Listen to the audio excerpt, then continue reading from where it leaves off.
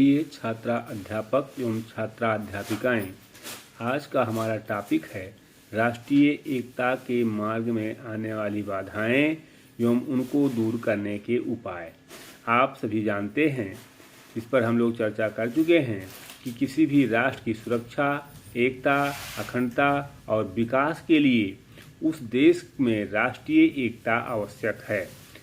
हम काफ़ी दिनों तक अंग्रेज़ों के गुलाम थे।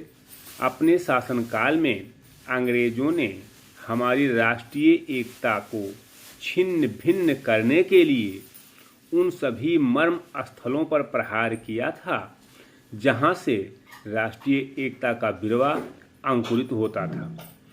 अंग्रेज़ों ने शिक्षा का स्वरूप ऐसा रखा जो भारतीयों के हृदय से राष्ट्रीयता का भाव निकाल सके, और इसमें कोई संदेह नहीं कि उन्हें अपने इस उद्देश्य में प्राप्ति भी हुई या पर्याप्त सफलता भी मिली। इसी कार्य के लिए उनके पूर्व मुस्लिम शासक आक्रमणकारियों ने भी किया था। ये सर्वविदित है कि हमने स्वतंत्रता संग्राम एकजुट होकर लड़ा।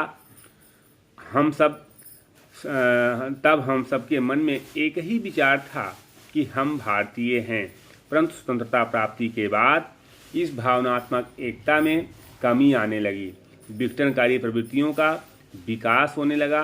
स्वतंत्रता प्राप्ति के बाद हमारा इतिहास यही रहा है कि हम भाषा, प्रांत, धर्म, वर्ग, छुआछूत आदि के नाम पर लड़ते रहे हैं। यद्यप संकट के काल में, वो चाहे चीन से युद्ध की बात हो, चाहे पाकिस्तान से युद्ध की बात हो, हमें राष्ट्रीय एकता दिखाई दी है, किंतु आक्रमण समाप्त होने के बाद पुनः उसी स्थिति में लौट आए। इस प्रकार की अस्थायी एकता के उत्थान के लिए कभी भी कारगर सिद्ध नहीं हो सकती है।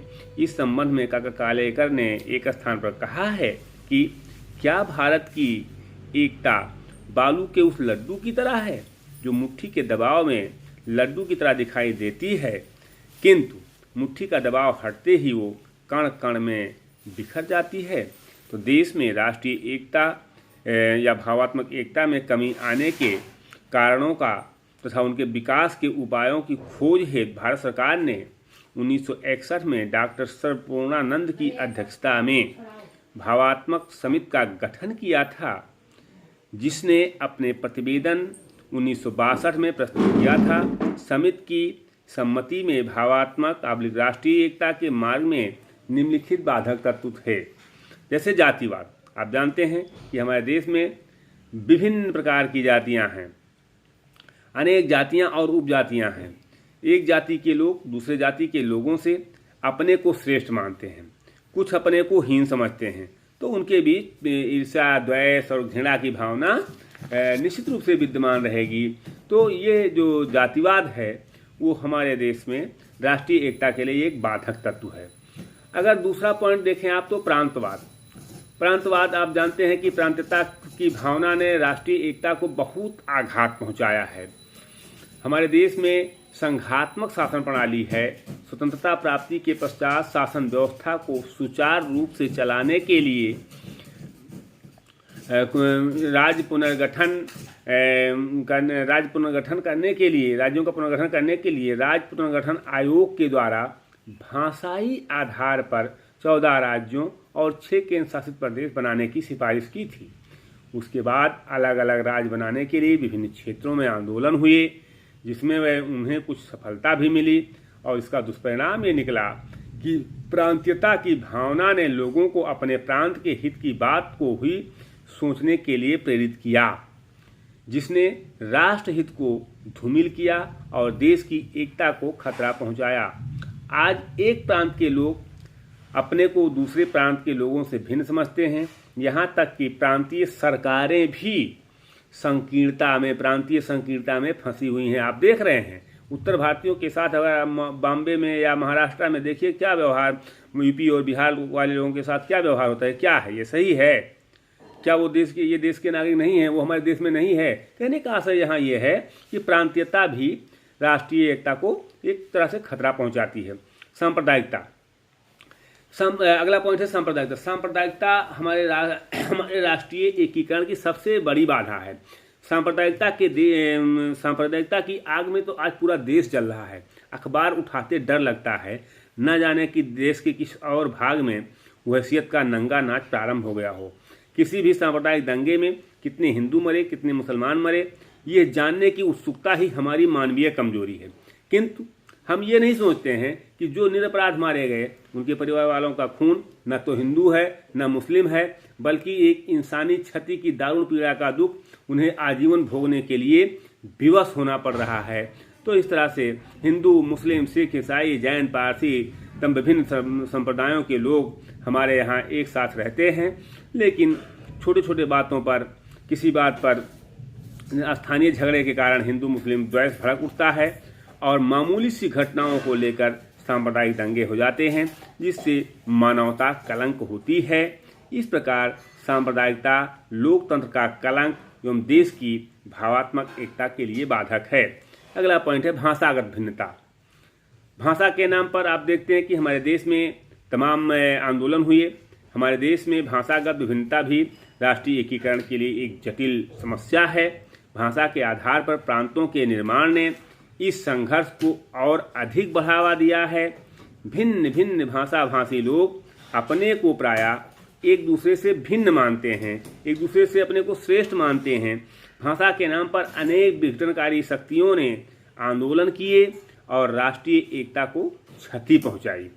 संविधान को अंगीकृत करते समय संविधान की धारा 343 में हिंदी को भारत के संघ सरकार की राजभाषा स्वीकार किया गया है, किंतु आज भी उसे राजभाषा का अधिकार नहीं दिया जा सका। हिंदी के राजभाषा के विरोध और समर्थन में व्यापक आंदोलन हुए, जिनमें राष्ट्रीय एकता को आघात पहुंचा। तो इस तरह से भाषागत भिन्नता भी हमारे देश की राष्ट्रीय एकता के लिए खतरा है। अगला पॉइंट अगर आप देखें तो है आर्थिक विषमता।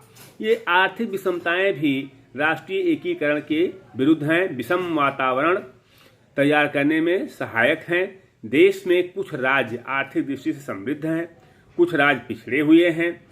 राज्यों में भी कुछ विशिष्ट क्षेत्रों के विकास पर अधिक ध्यान दिया जाता है, जबकि अन्य क्षेत्रों की उपेक्षा कर दी जाती है। राष्ट्रीय संपदा के बंटवारे को लेकर भी संघर्ष होते रहे हैं। व्यक्तिगत आर्थिक भिन्नता के कारण भी लोगों में परस्पर विद्वेष की भावना बनी रही है। इसके अतिरिक्त गरीबों, श्रमिकों एवं मध्यम वर्ग के लोगों में भी शोषण के प्रति विद्रोह की भावना उत्पन्न होती रही है। हमारे देश में गरीब और अमीर के बीच की खाई बहुत गहरी है। अमीर गरीब का शोषण करता है और गरीब अमीर से घिरा। इस प्रकार आर्थिक विषमता वर्ग संघर्ष की जननी है, जो समाज में अशांति को बढ़ावा देती है और संघर्ष का मार्ग प्रशस्त करती है। इसके परिणाम स्वरूप भारतीय समाज के लोगों में भावात्मक एवं राष्ट्रीय एकता में कमी होती जा रही है। अगला पॉइंट है चारित्रिक संकट। चारित्रिक संकट के संबंध में अगर कहा जाए तो राधाकमल मुखर्जी ने एक सेंटेंस कहा है कि राष्ट्रीय एकता की समस्या मूलतः एक नैतिक समस्या है और हमारे देश में नैतिकता का लोप होता जा रहा है। जब किसी राष्ट्र के लोगों का चारित्रिक पतन हो जाता है और वह अपने क्षुद्र स्वार्थों के लिए राष्ट्र के हित को नुकसान पहुंचाने लगते हैं, तो समाज में राष्ट्रीय एकता नष्ट होने लगती है। बहुत ही गंभीर बात उन्होंने कही है।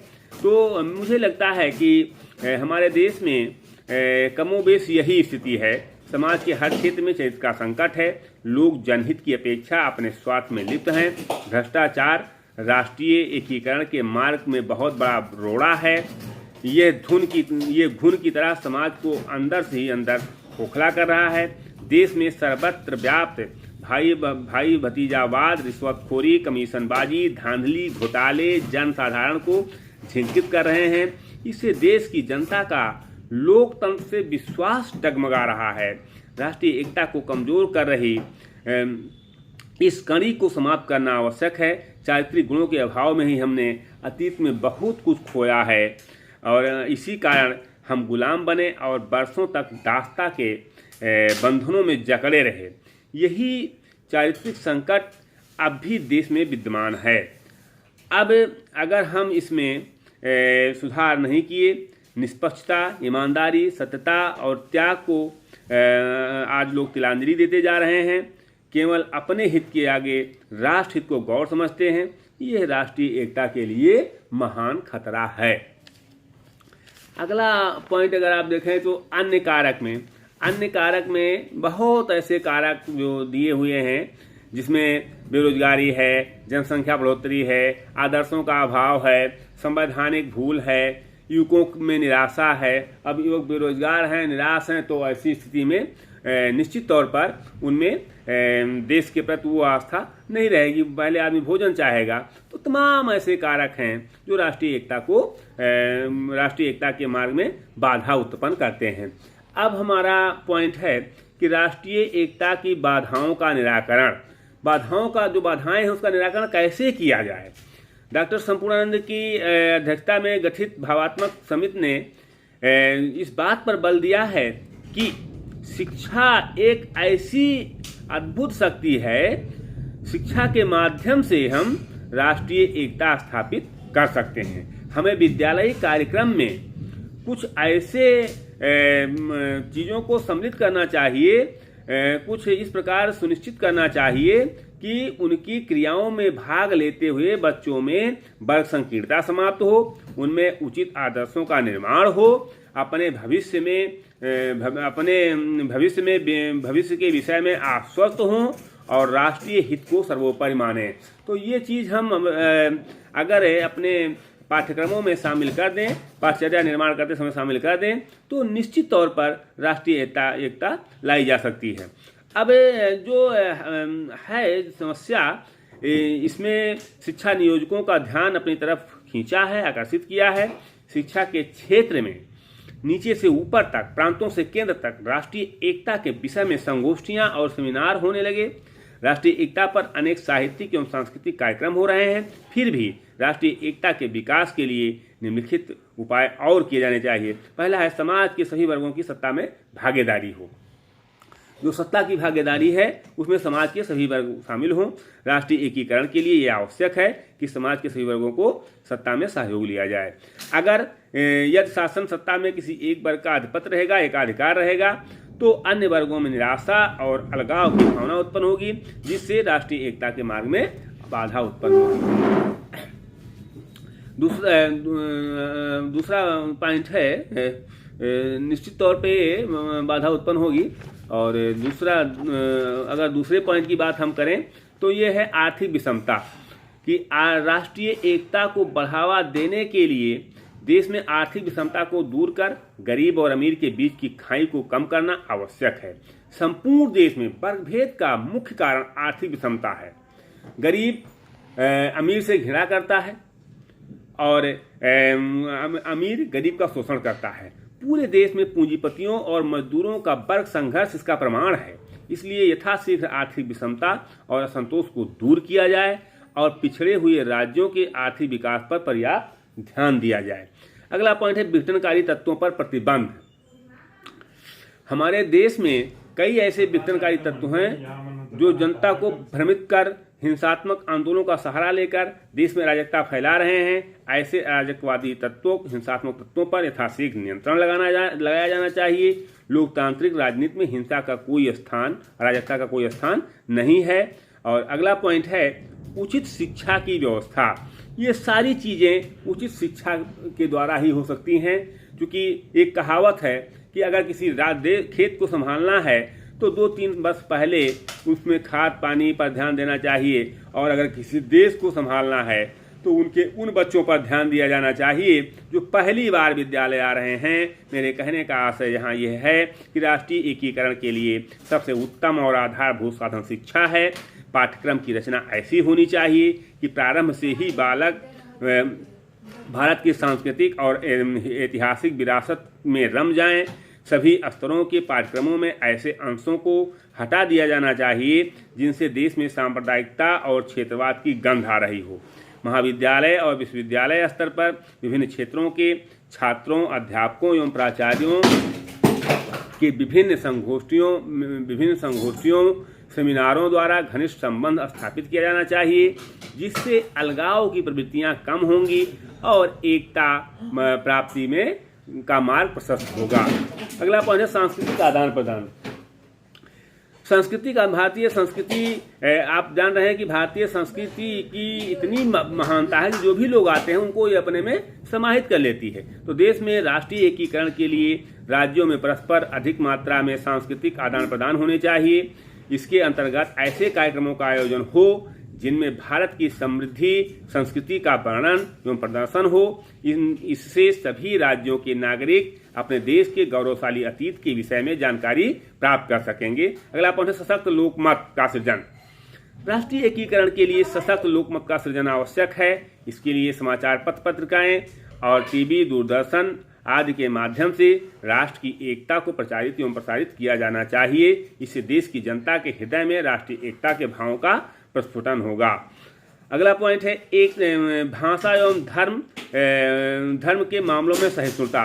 भारत विभिन्न धर्मों एवं भाषाओं का देश है। यहाँ अधिकांश झगड़े और तनाव भाषा और धर्म को लेकर ही हुए हैं। इसलिए भाषा और धर्म के मामलों में सहिष्णुता अपनाते हुए राष्ट्रीय एकता का प्रयास किया जाना चाहिए। उपरोक्त जो कारण हैं, इनके अतिरिक्त भी राष्ट्रीय कानून की सार्वव्यापकता, राष्ट्रीय महत्व की वस्तुओं को एवं क्रियाओं को सर्वोच्च स्थान देना, वोटों की राजनीति का अंत और आदर्शों की प्रतिष्ठा आदि ऐसे प्रयास करके राष्ट्रीय एकता स्थापित किया जा सकता है। लोकतंत्र के सिद्धांत स्वतंत्रता, समानता, भ्रातृत्व, न्याय, समाजवाद एवं धर्मनिरपेक्षता को अब हमें प्रतिष्ठित करना होगा।